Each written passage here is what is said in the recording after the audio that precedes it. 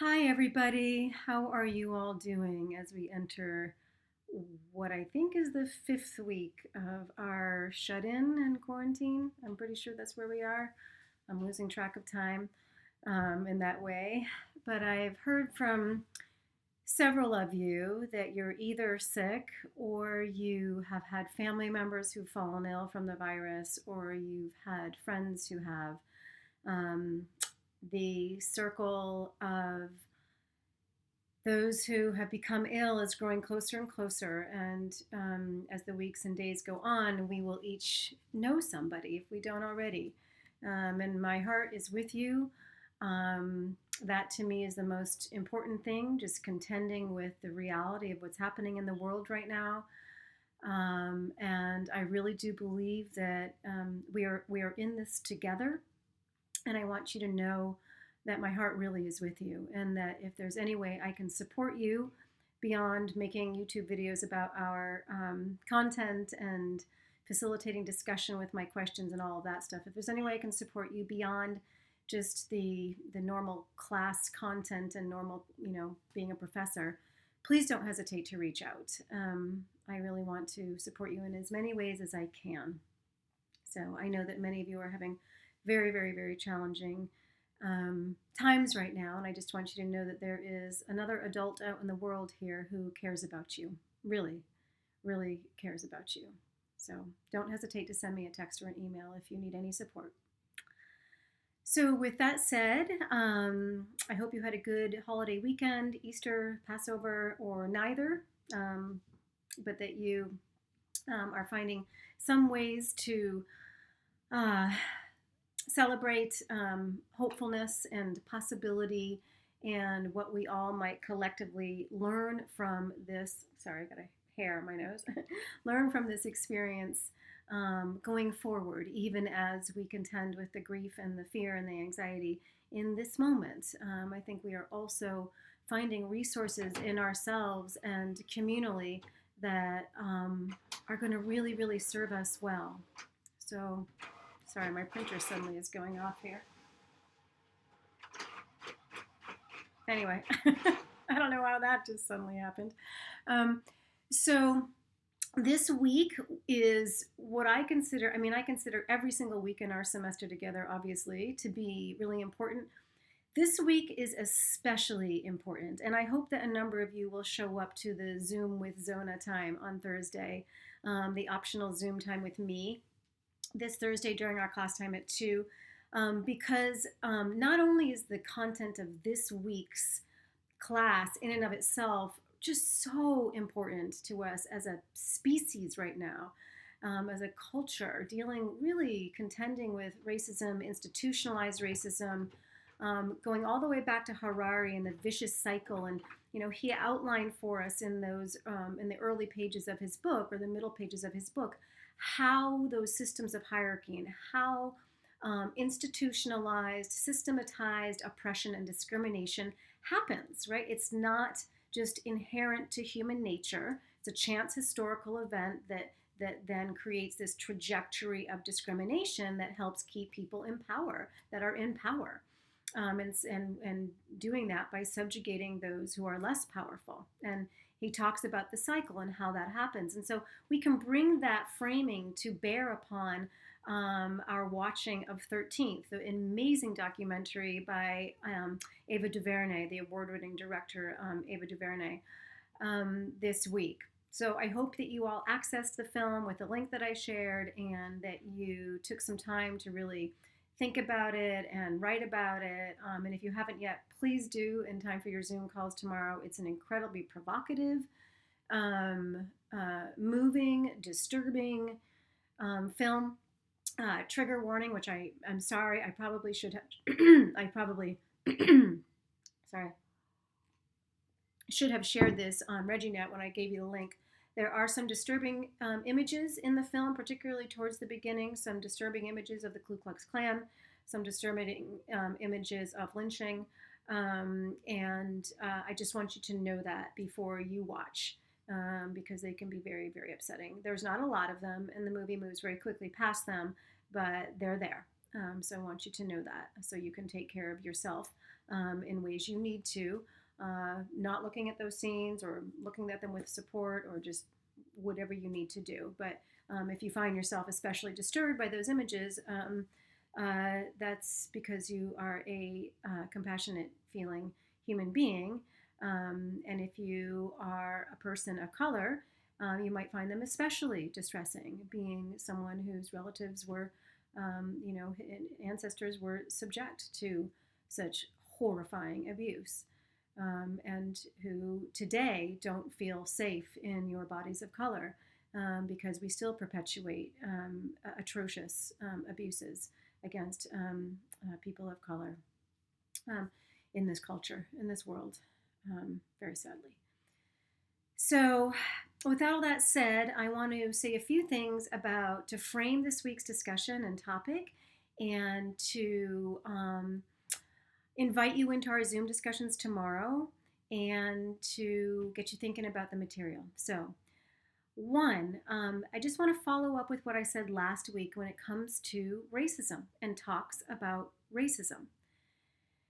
The most important thing we can do together as a class, as a community, is talk about it. It's not the only thing we can do. We can take action after we've talked. We can take action after we watch a movie like 13th. And I'm going to suggest various ways we can do that. But we need to talk about these very difficult things. I wish that this week's class in particular, I could do with you in person, because I think what's really necessary is that we create a safe container, create a container for our discussions where people, all people, feel safe to talk, to express how they are touched and moved and affected by this film and by the subject of racism and institutionalized racism and discrimination in general in this country and in the world. And that can be very, very difficult. It's difficult in part because we are a nation that likes to talk about ourselves as if we are post-racist, as if we are colorblind, which I just want to say, those in and of themselves are racist claims.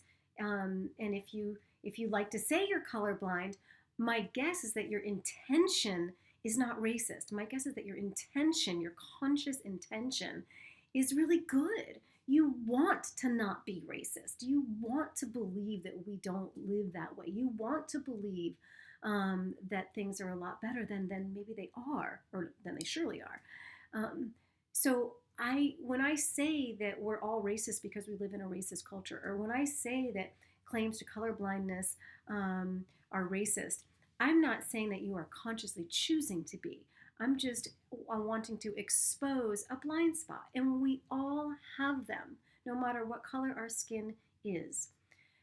So the reason that claims to colorblindness and claims to post-racism are racist is because, number one, we still live in a culture that is in fact very racist. Just this documentary in and of itself, and the statistics regarding the incarceration of black men relative to white men, or black people of color relative to white people, is evidence in and of itself, right?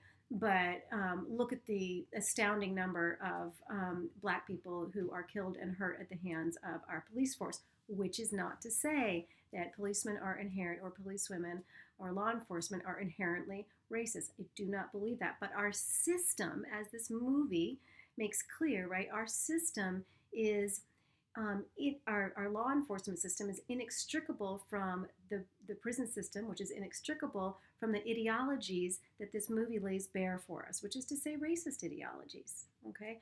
So first, we do live in a racist world still, and really acutely. You ask any black man what it feels like to, and if you are a black man, I'm sure driving and being pulled over by a cop is a very different experience than when I am pulled over by a cop. I do not fear for my life for a second when that happens, but I'll bet you do.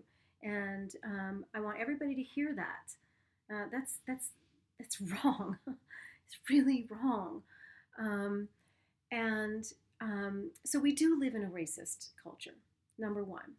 Number two, Therefore, to claim that you're colorblind, that you don't see color, to claim that we're in a post-racist society is to do two things. Is to say, one, you are choosing not to see the racism around you, and or you have the privilege and the ability not to.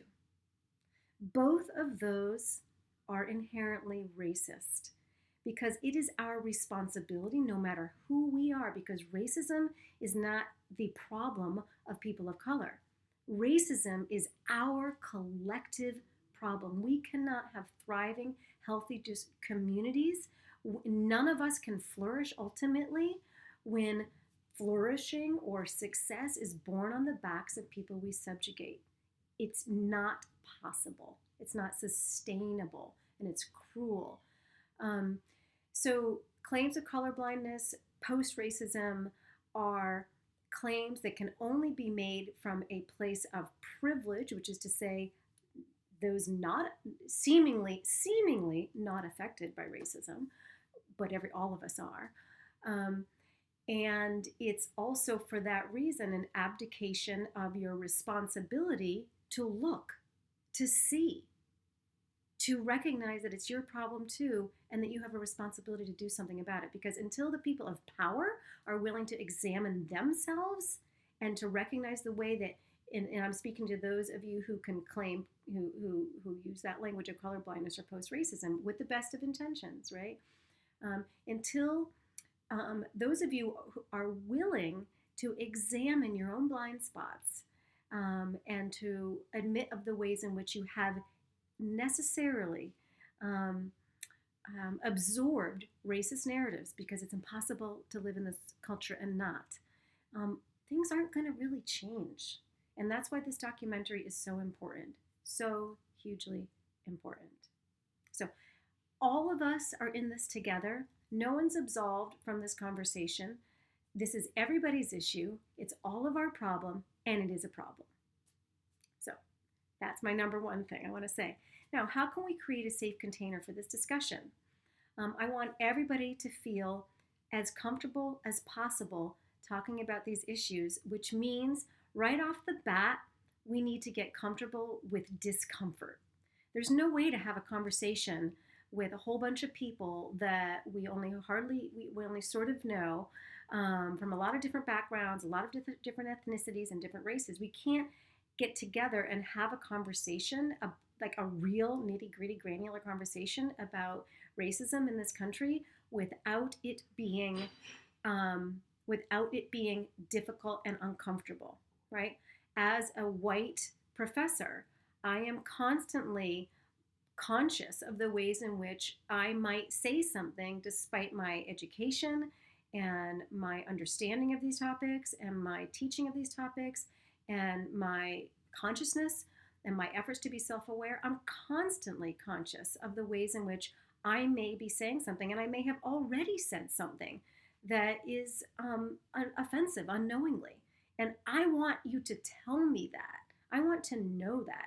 Not that it is anybody. So if you are a person of color watching this, that does not mean it's your responsibility to keep me on track, but it does mean that I want you to know that I'm open to hearing if I have revealed to you a blind spot that I don't see.